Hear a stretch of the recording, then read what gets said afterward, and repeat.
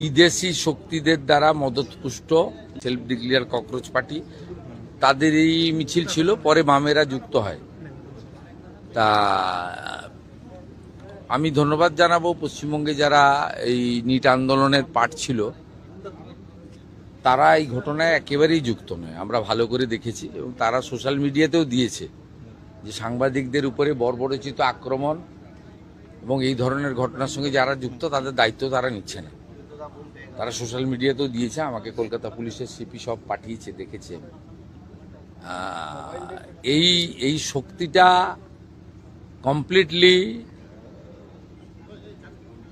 বিদেশি শক্তিদের দ্বারা মদতপুষ্ট হতে পারে, তদন্তকারীরা বলতে পারবেন।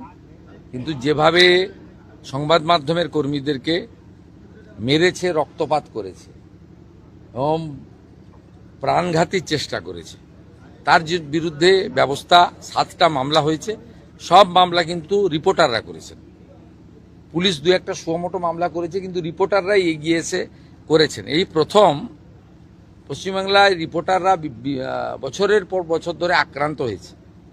23-এর পঞ্চায়েত ভোটে কি অবস্থা হয়েছে আপনারা দেখেছেন, 22-এর পুরো ভোটে কি হয়েছে, ভাঙড়ে কিভাবে পিটানো হয়েছে, সন্দেশখালীতে পিটানো হয়েছে, অভয়া আন্দোলন, আরজিকর আন্দোলনে কিভাবে মার খেয়েছে রিপোর্টাররা, কিভাবে রক্তপাত হয়েছে। না প্রেস ক্লাব কোনো ভূমিকা নিয়েছে, না তদানীন্তন মুখ্যমন্ত্রী বা পুলিশ কোনো ভূমিকা নিয়েছে, না কেউ গ্রেপ্তার হয়েছে। কিন্তু এবারে আপনারা দেখেছেন, আমরা গণতন্ত্রের 4র্থ স্তম্ভ শুধু ভাষণে বলি না, কাজও করি। আমি তৎক্ষণাৎ পিজিতে ছুটে গেছি এবং রিপোর্টাররা সাহস পেয়েছে, তারা এগিয়ে এসে এফআইআর করেছে, মেডিকেল করেছে। গ্রেপ্তার হয়েছে 14 জন, যাদের ভিডিওতে দেখা গেছে তারা গ্রেপ্তার হয়েছে। এদের সঙ্গে ককরোচ পার্টি, নিট আন্দোলনের কোনো সম্পর্ক নেই। এরা কেউ ছাত্র নয়, এরা কমপ্লিটলি জামাতি, মৌলবাদী এবং ভারতবর্ষকে দুর্বল করতে চায়, অশান্তি করতে চায়। আর গত 10 সপ্তাহব্যাপী যে বিজেপি রাষ্ট্রবাদী সরকার চলছে, তারা যে সিদ্ধান্তগুলো আইন কার্যকর করার ক্ষেত্রে নিয়েছে, সেই যন্ত্রণা থেকে এই অসভ্যতামিটা এরা করছে। এই খারিজি মাদ্রাসা তার রেজিস্ট্রেশন নিয়ে তদন্ত হচ্ছে, এদের রাগ আছে। অবৈধ ওবিসি সার্টিফিকেট পেয়েছিল, হাইকোর্ট বাতিল করেছিল, আমরা কার্যকর করেছি, রাগ আছে। 1950 সালে পশু হত্যা আইন কার্যকর হয়েছে, রাগ আছে।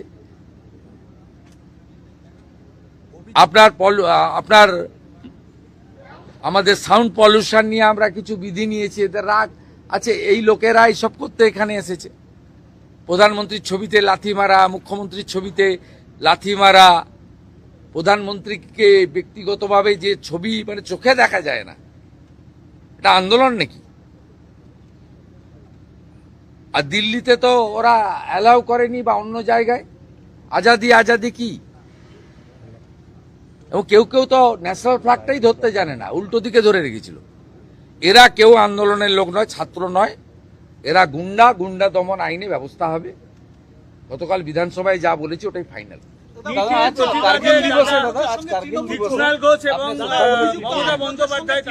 আজকে কার্গিল দিবস।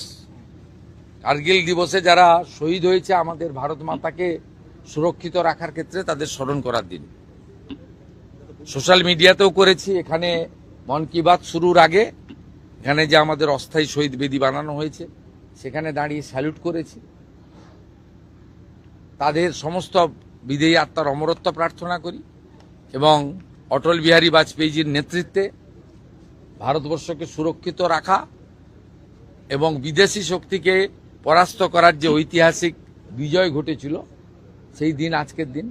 গোটা দেশ শ্রদ্ধার সঙ্গে শহীদদের স্মরণ করছে এবং গর্বের সঙ্গে কার্গিল বিজয় দিবস পালন করছে।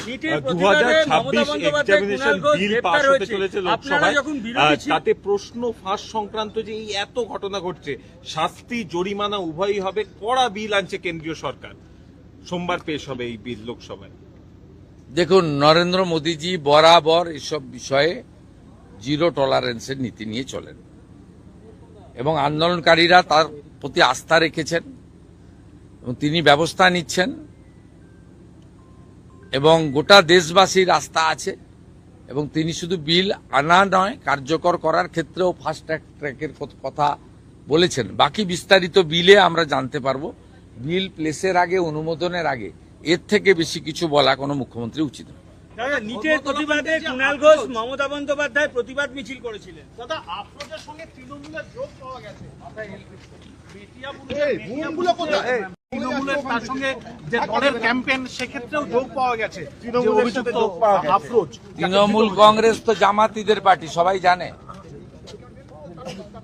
তাই জামাতিদের সঙ্গে যোগ থাকবে, এটা স্বাভাবিক। এদের বন্দে মাতরম গাইতেও অসুবিধা, যদিও আমরা বাধ্য করাচ্ছি। জাতীয় সঙ্গীত গাইতেও অসুবিধা। 26শে জানুয়ারি হোক, 15ই আগস্ট পালন করতে এদের অসুবিধা হয়। আইনের শাসনের মধ্য দিয়ে গুন্ডাদের দমন আমরা করব। আর বাক স্বাধীনতা, গণতান্ত্রিক স্বাধীনতা প্রত্যেকের থাকবে। যে কেউ তার স্বাধীন মত প্রকাশ করতে পারে। সরকারি সব স্তরে কথাবার্তা বলা, আলোচনা করার সুযোগ আছে। কিন্তু এই যে শক্তি যারা সাংবাদিকদের বেছে বেছে পিটিয়েছে, নির্দয়ভাবে পিটিয়েছে, খুন করার জন্য পিটিয়েছে, এদেরকে গুন্ডা দমন আইনেই সাজা দেওয়ার ব্যবস্থা হবে।